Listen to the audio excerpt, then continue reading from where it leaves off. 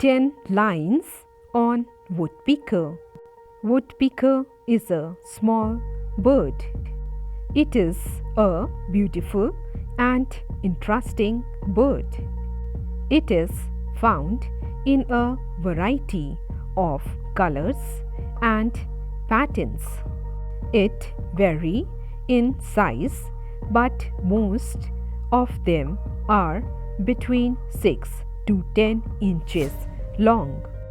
It has 4 toes. It has a strong and sharp beak. It pecked a hole in the tree with its pointed beak. Its long, sticky tongue helps it to trap insects. It flies with short swoops.